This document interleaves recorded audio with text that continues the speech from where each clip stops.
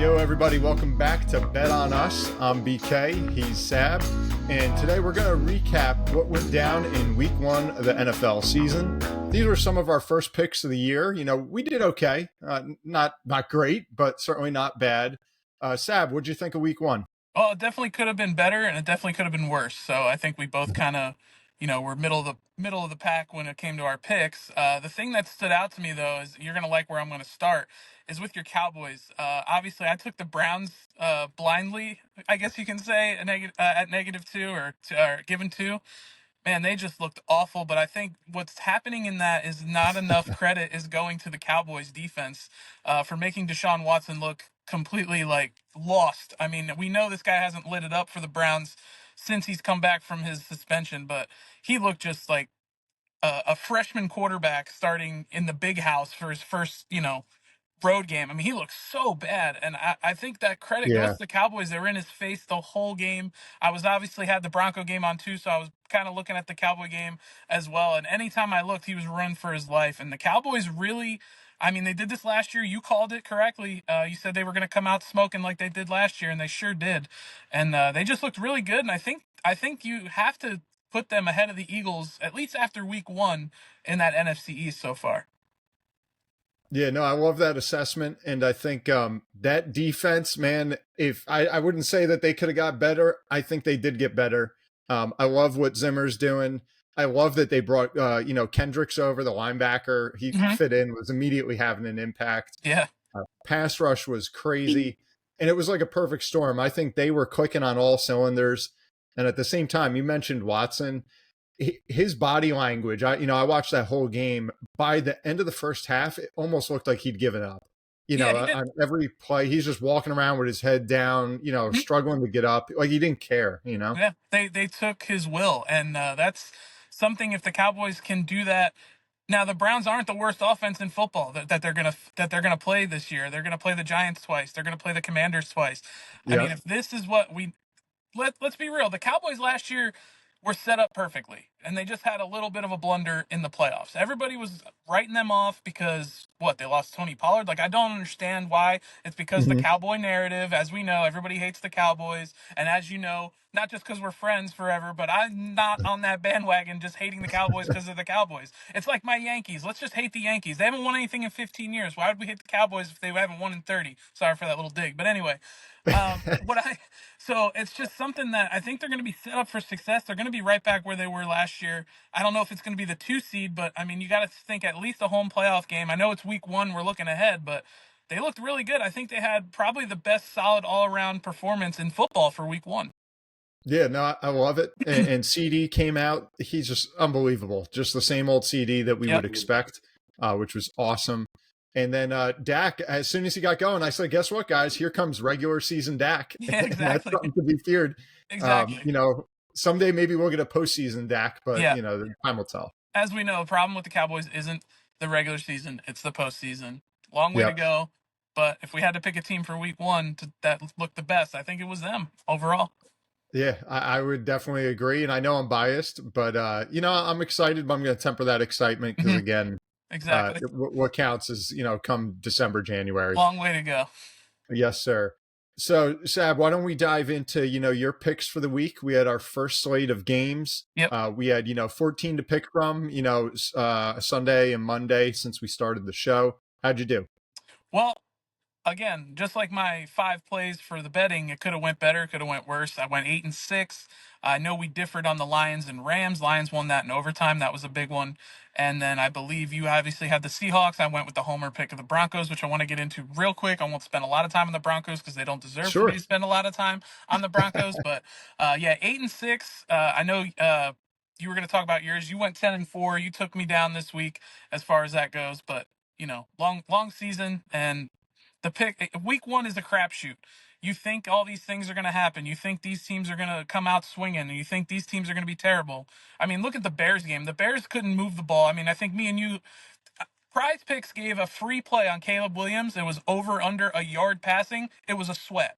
That's how bad he was. So I mean, the Bears kick punt punt block for a touchdown, an interception for a touchdown, and they win the game. Caleb Williams up there. Oh, I don't care about stats. Well, yeah, when you throw for 90 yards, I wouldn't care about stats either. But so that's just Yep. how crazy week one is. You just don't know. It's a feel out process with these teams playing less preseason, playing their players less in preseason. Week 1 through 3 is basically a feel out for a lot of teams.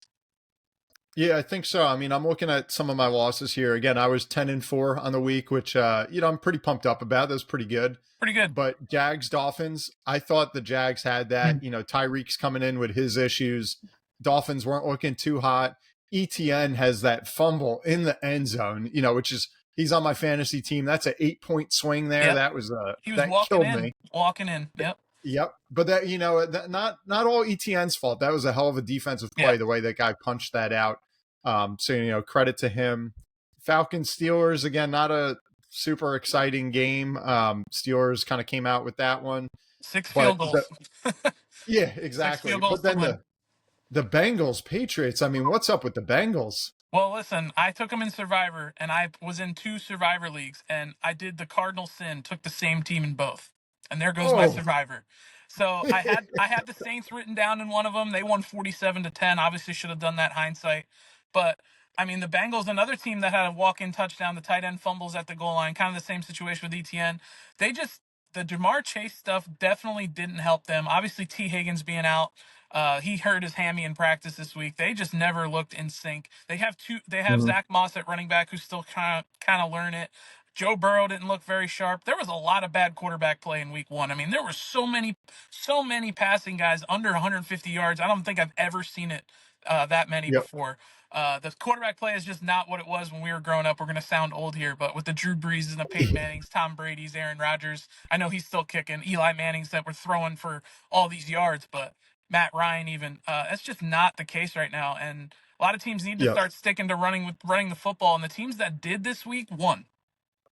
hmm Yeah, no, So it's true. And I think that's kind of a good segue into some of the specials, if you will, that I called out in week one. Again, the one I was really bragging about, admittedly, was the over for Dak's pass attempts. Which first half I said, hey, I'm right on target. I think yep, he had 21 or 22 pass attempts in the first half. Was looking great. They were moving. But then it was almost like opening week against the Giants last year. By halftime, it seemed like they had the game in hand. yep, And then when Turpin had that return for a touchdown, and then their defense was just so shut down on the on who the heck were they playing? I'm just drawing a blank here, but their defense was so stellar that Deshaun, yeah, all the Browns. I'm sorry, Browns, that yeah. the Browns. They It didn't was show like, up, so it's okay. They didn't show up. It's easy to forget. yeah, I almost forgot who their opponent was.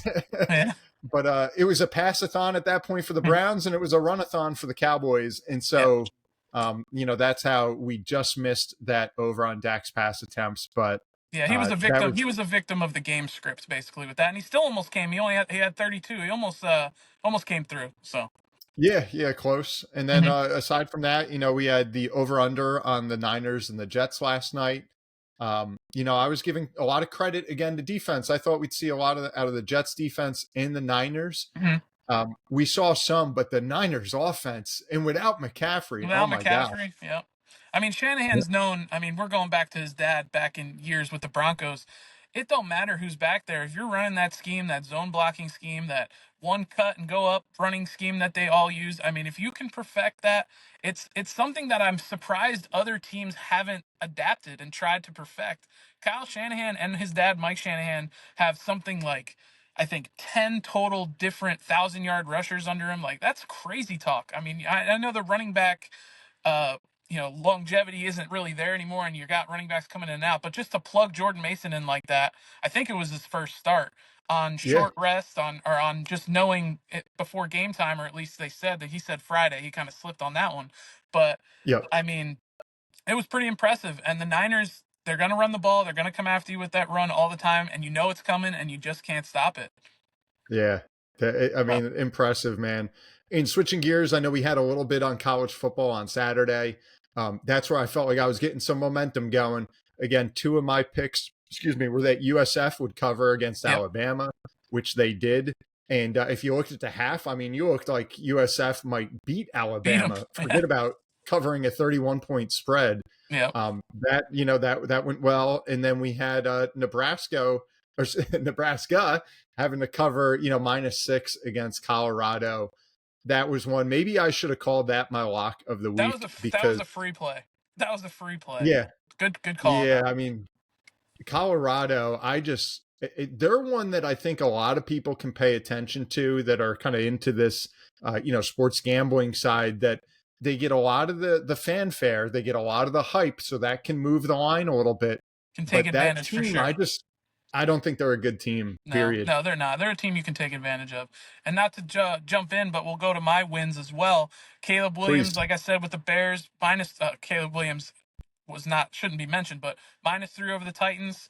Kind of backdoor covered on that one. It was a blunder of a game, but it worked. And the one that I pushed on that I was getting absolutely crushed on in the TikTok world was my Broncos +6. It actually ended at +6.5. So if you got it last minute, you actually won the bet. Broncos covered that. It was a push. I just thought that they would do enough on defense, which they did. I was shocked how good the defense played. I'm going to pump the brakes on Bo Nix. Not the start you wanted, of course, but it's week 1. He is a rookie. I don't care how old you think he is. 24 isn't 34, okay? So let's just pump the brakes. Let's see what happens against Pittsburgh. That's probably going to be another rough game. So week 3 is when I'm going to really dive into Bo Nix and see what we really got with him. So Okay, fair enough. So, any closing words as we recap week 1, Sab? Did your actually, opinions on what yeah. we've seen change at all? Yeah, well, so I actually wanted to go into, if we could, since we don't have much time, since Thursday night football is coming up, is a play I actually really love on Thursday night. The Dolphins are banged up. A-Chain left with an injury, came back. Mostert left with an injury, came back. Waddle left with an injury and came back. Now they're on a short week playing Thursday. Josh Allen, everyone's talking about he doesn't have receivers. He's Superman. Josh Allen is the best player in football right now. I'm going to say it. I thought he was last year too. He should have won the MVP. Josh Allen on the road getting 2 points against Miami and that banged up team who he owns. Give me the Bills on the money line all day. I think I might hammer that one. That's my Let's closing thought. No, I like that pick. That's interesting. I think some insights there. Do you know? Mhm. I haven't seen that one. What's the line at right now? So it's +2, but Bills are getting 2 points. Bills are getting 2. I like them straight up on the money line on the short week with Miami banged up. Miami Oh, barely beat a Jacksonville team last week at home. Yeah, Tyreek Hill got arrested 30 minutes before the game or whatever it was. We won't dive into that, but give me the Bills. I love that play on yep. Thursday night. I usually stay away from Thursday night football, but I like it. Okay. All right. And so we'll share some ideas if you guys follow us on social media. Again, it's Bet on Us IG at Instagram, Bet on Us X on X or Hmm. Twitter, as most of us know it by, and then Bet on Us at on Facebook. So go follow all these. Inside the week, maybe we'll release a tip here or Yeah. there. We can kind of banter back and forth with some of you guys, the listeners out there. So we'll definitely share some more thoughts on Thursday night's game.